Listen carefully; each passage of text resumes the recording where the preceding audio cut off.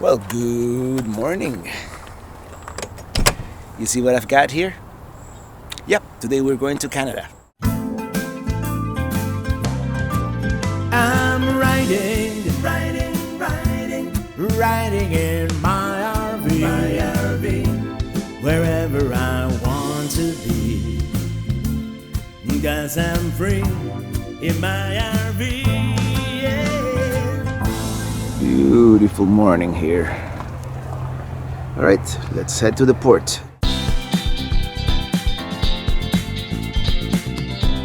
Greetings once again from Port Angeles, Washington. And yes, you heard correctly. Today we are making a day trip north of the border. This parking lot here, $10 for the whole day. There are some a little closer, a little more expensive, but this will do fine. Okay, that was easy. The Black Ball Ferry Terminal is just a short walk away. I fill out my Canadian customs form and welcome aboard! Duty free on board. I guess this is where we'll get our food later. Yeah, I haven't had breakfast yet, so I'm kind of hungry. Very nice, very spacious boat. It's filling up quickly though, although I think it's a little chilly, but I think it's gonna be worth it to see it outside. Let's go up to the aft deck and enjoy the scenery. It is such a beautiful day. Next time we'll come with the RV.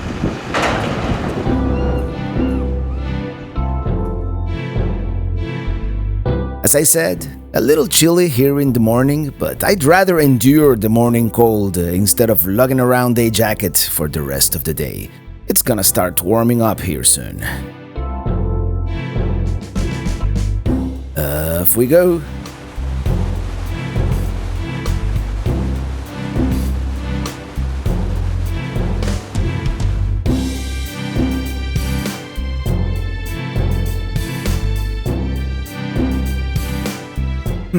It looks like we're going to encounter some fog here.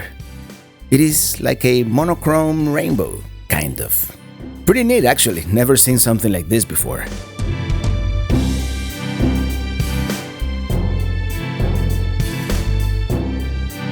I'm gonna go inside because it is still chilly and not much of a view right now.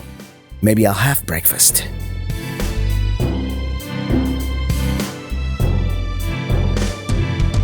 Still pretty foggy, and we are now officially in Canadian waters. All of a sudden, we're out of the fog, and we get our first view of Victoria. So exciting! Back in Washington, we can see the Hurricane Ridge, where we were yesterday. The 42-kilometer trek across the Strait of Juan de Fuca takes about 90 minutes, and you see what I did there? I'm not even in Canada yet, and I'm already speaking metric. Approaching a city by water is always kind of a unique experience, and this is one of the better ones I've seen.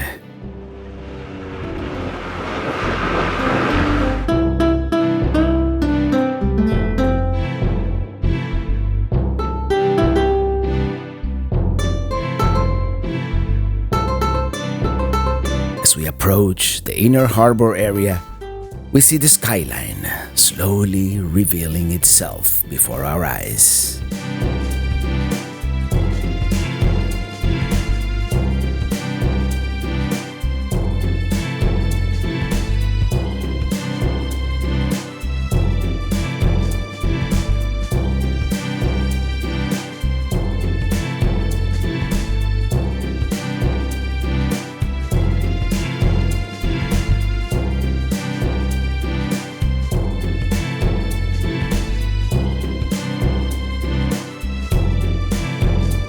Very active harbor here, with lots of pleasure boats, water taxis, and seaplanes. Lots of seaplanes.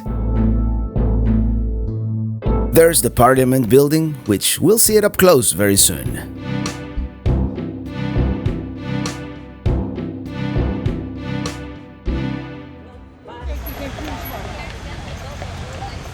The neo-Baroque Parliament building dates back to 1897 and it houses the Legislative Assembly of British Columbia. The front lawn here has attracted crowds over the years, from political protests and rallies to free music concerts. I love the symmetric, classic design of the building.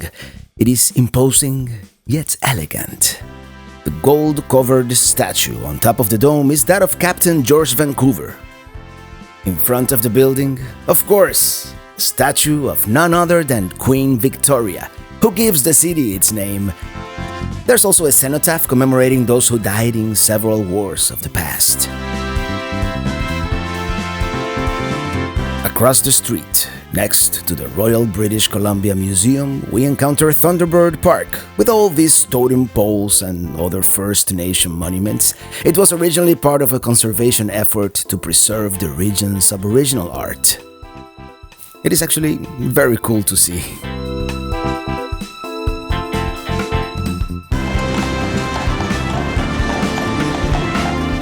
Here's a statue of James Cook.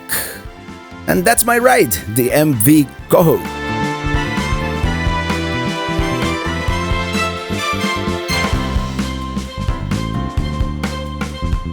We are about to witness a performance by the Victoria Harbour ferry called Water Ballet, and there goes my ride back to Port Angeles.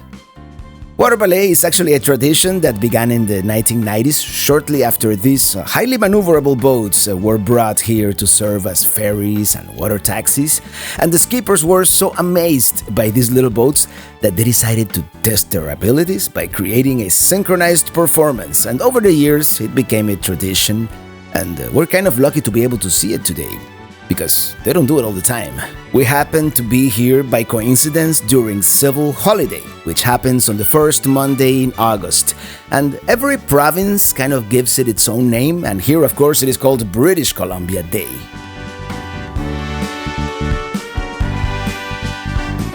Alright, let's continue. Now we are approaching one of the oldest hotels in British Columbia, the Empress. This is the famous Empress Hotel here, and doesn't it look a little bit like the Chateau Laurier in Quebec?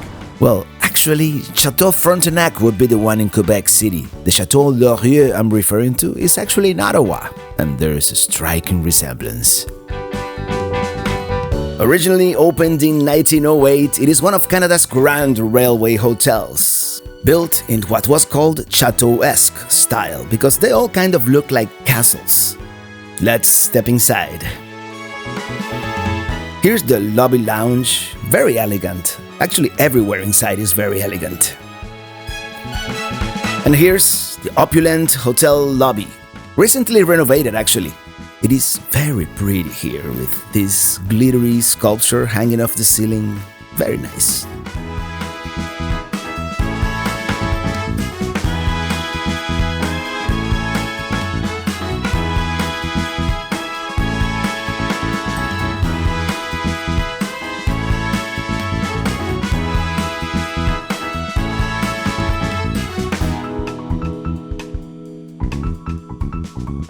Oh, they have bees. I'm afraid of bees. Very pretty gardens otherwise. Here they have a topiary in the shape of some whales. Looks like he needs a little bit of a trim here in the beard, but other than that... Well, here's the visitor center. And there's what I would call the Instagram spot. Oh, Canada! Yes, here we are. So anyway, this is the money shot here with the Parliament building, and we have the Empress and the Inner Harbor and yeah, great views of the Parliament buildings from this vantage point.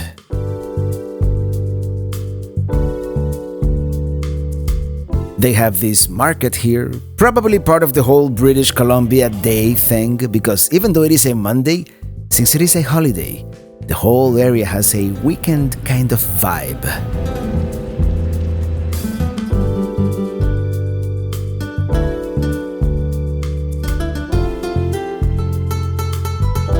Whenever visiting a city for the first time, it is often a good idea to get a local's insight and perspective. And this morning I met up with Evie, she lives here, and she offered to show me around. She used to work in the tourism industry, so she got me a day pass for the public transit system and free tickets for our next point of interest, a landmark here in Victoria called Dunsmuir Castle. And here we are.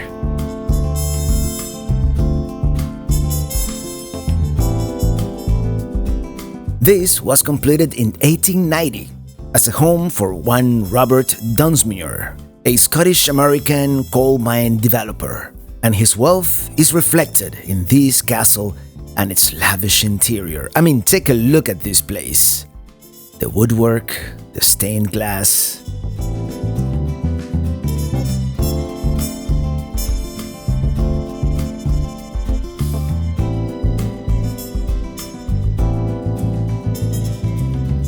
Here's the main dining room.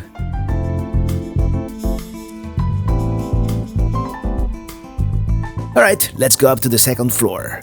Unfortunately, Robert Dunsmuir died before the castle's completion, so only his wife and children ever lived on the estate, which later became a military hospital, the Victoria College, the school board, and the music conservatory, until eventually it became the Criderroch Castle Historic House Museum that it is today. Here's one of the original bathrooms, actually modified when this was a hospital. Here's a room which may have belonged to one of the younger family members. By the way, they do give you a map, which is like a self-guided tour with all the information about all the rooms and bits of history. From the top floor here, we get pretty good views of Victoria. That's an interesting curved door, especially for the era. And here's another bathroom. It is always interesting to get a glimpse at how life may have been in a different era, almost like time traveling through the artifacts left behind.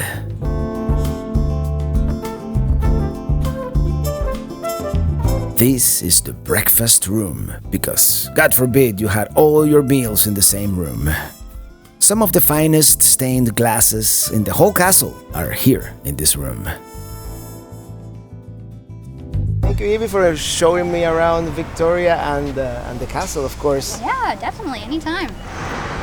As I've always said, it's the best way to really get to know a city is by walking around. And you know, this is like residential neighborhood where people actually live, and it's very pleasant. I'm just gonna walk down 4th Street here, see a couple more things along the way. By the way, that's a pretty cool mural.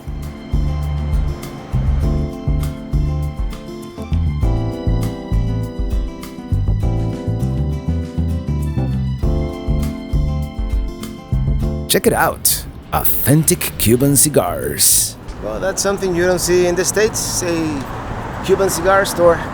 This here is Pioneer Square, located at the site of an old burying ground, and many of the old tombstones remain. Kind of odd to be hanging out at a cemetery, but it is nowadays pretty much like a city park. Right next to Pioneer Square, we have the Christ Church Cathedral, Anglican. Very Gothic. It almost has that Notre Dame look to it. Let's step inside and yes, absolutely, it has that Gothic style architectural signature all over it, kind of reminiscent of the European cathedrals of the 13th century.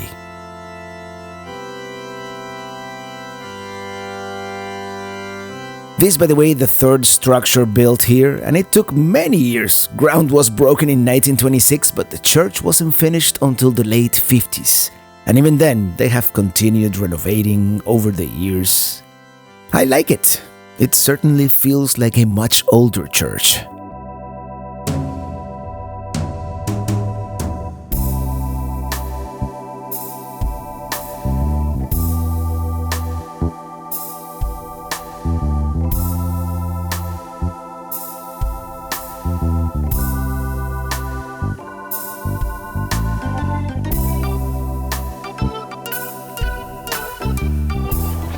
That's the real organ.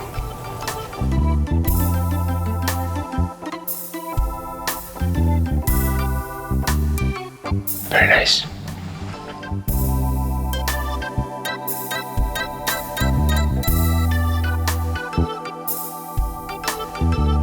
Let's continue.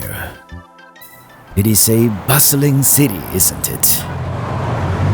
This building here is the Royal Theatre, but before we continue, I need my espresso fix. Single origin espresso, very strong. This was a cool coffee shop here in Victoria. Let's continue.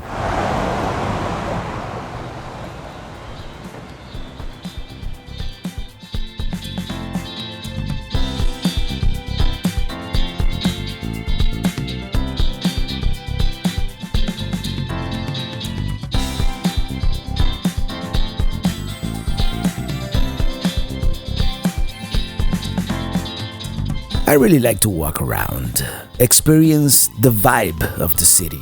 And Victoria here, at least downtown, is such a walkable city.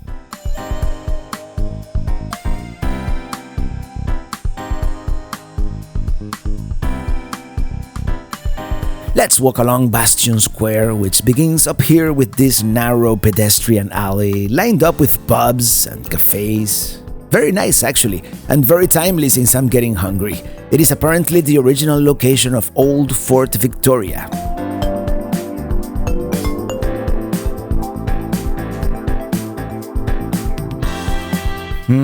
Interesting.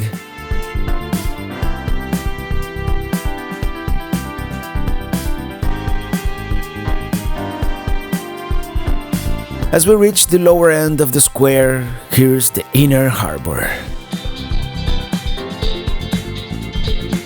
Tell you what, after scouting several different places, I think I'm going to eat here at Irish Times. Yes, it's got a nice bar and, Fat Tug IPA. That's what I'm having, and we're in Canada, so we gotta have poutine, right? And this is their take. It's called Irish poutine. That was a good IPA, by the way, and a decent poutine. Let me check for you. It might just all be right in the sun. Give me 1 moment. I suppose touristy place, but it was very nice actually. Now let's go to Chinatown here. They're supposed to have the oldest Chinatown in Canada. So let's go there. Well, yeah, it is the oldest Chinatown in Canada and the second oldest in North America after San Francisco.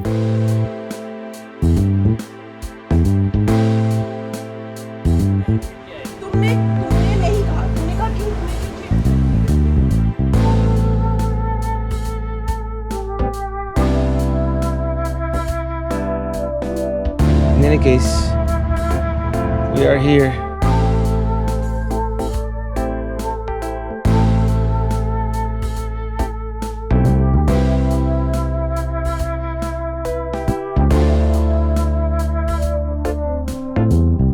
I knew there had to be one of these at some point.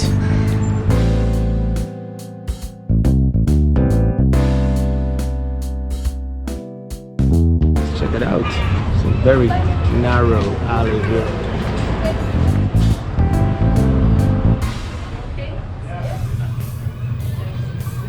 Isn't this like the coolest narrow alleyway? With all these quirky shops. I mean, I'm not really a shopping person, but I know many people are. And I can imagine how one could get lost around here.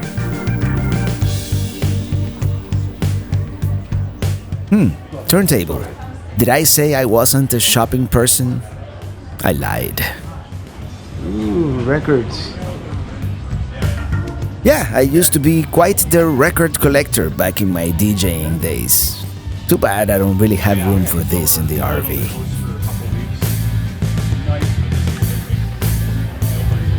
Really cool.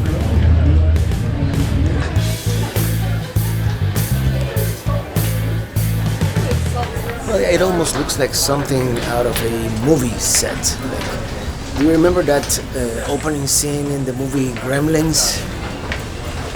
It does kind of have that feel, kind of underground feel. You know, it's a narrow alley here, with a bunch of interesting shops.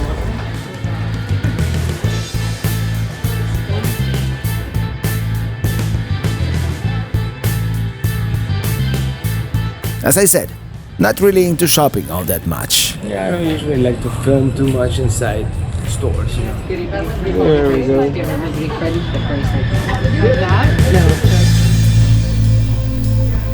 This is called Dragon Alley. And there are more shops here on this side. Dragon Alley, little library. And this is all of a sudden a little more gentrified.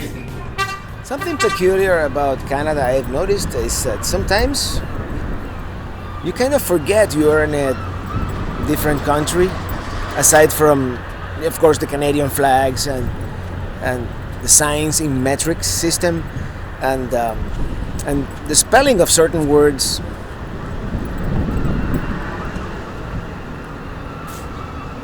It feels very much like home, actually. I was thinking of walking back to the Inner Harbor area, but how about we take one of these water taxis?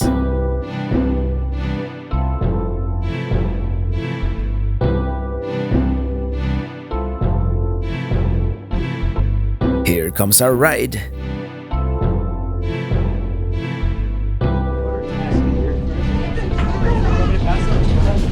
There are 6 at Yellowtail for downtown.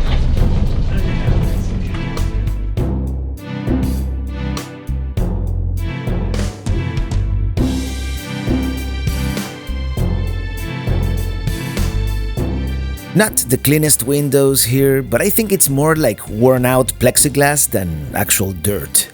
Luckily, our skipper opened some of the windows for ventilation.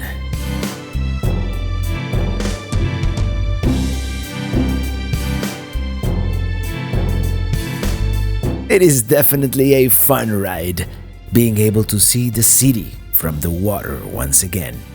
The ride from Chinatown to the Empress Dock is gonna be around $5.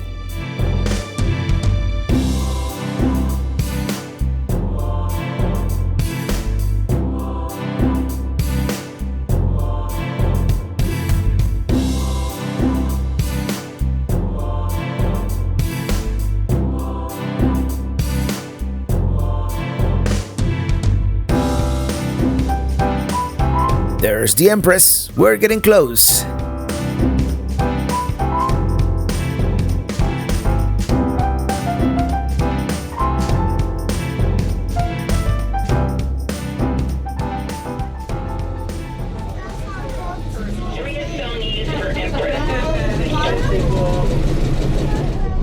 Thank you. Let's walk around a little more. I don't know if I want to get too far away from the Inner Harbor area at this point, just in case. I wouldn't want to miss the last ferry back home. And there is such ambience around this area. A bit touristy, but festive at the same time. And I love cities with street musicians. I think it adds to the experience. They have a bunch of restaurants, whale-watching tours, food trucks. Let me tell you, I wish I was hungry. And showing my age, here's our Kodak moment, which today would be, as I said earlier, the Instagram spot. Our Canada sign here across the harbor from the Parliament.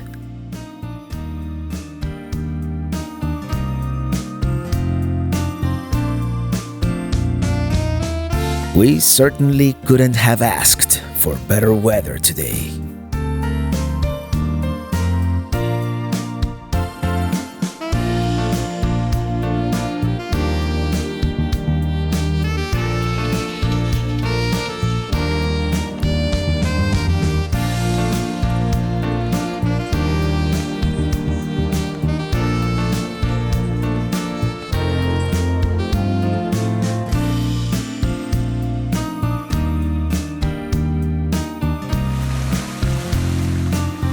There's one more point of interest, sort of nearby the ferry terminal. Several, actually, but here is the home of renowned Canadian painter Emily Carr, and it is closed. So we'll take a good look from the sidewalk. So they do that here too. At least this gave me an excuse to take a stroll around this lovely residential neighborhood.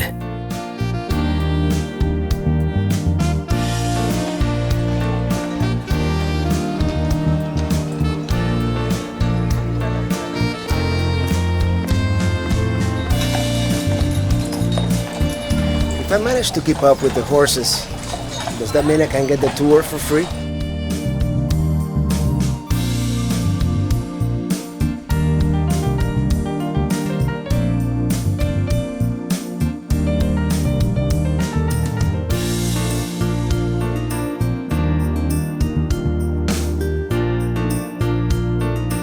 There's RV parking down here.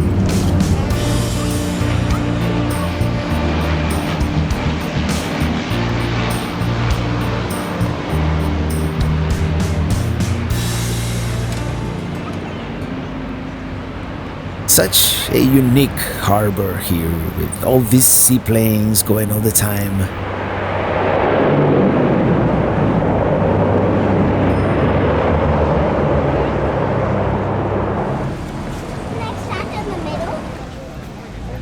And with that, we're saying goodbye to Victoria, British Columbia, Canada.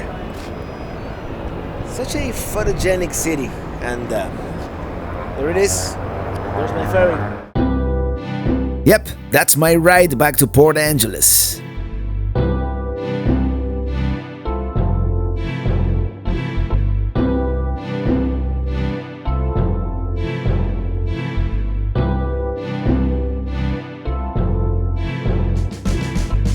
As it tends to be the case, we barely scratched the surface here. We saw some of the highlights. Enough to know we want to return here sooner than later for a more in-depth visit. And that's usually what happens when you visit a place for the first time. You don't really know what to expect. There is that wow factor.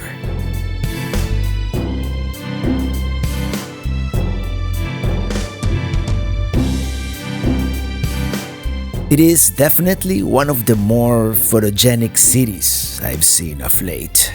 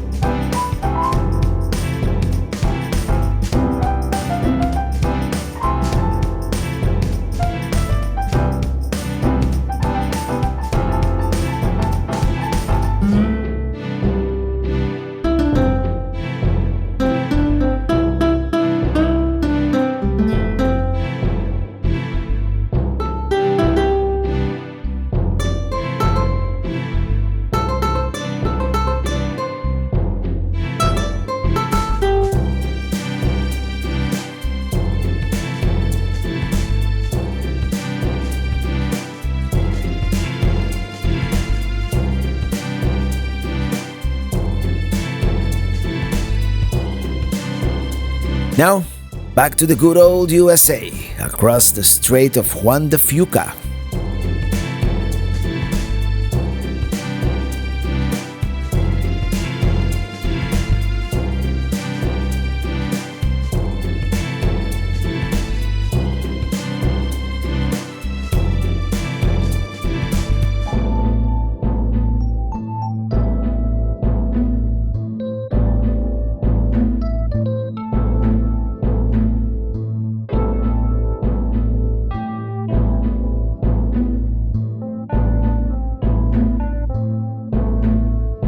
Here we are, Port Angeles. And that's pretty much all for today. Tomorrow we're going to Seattle.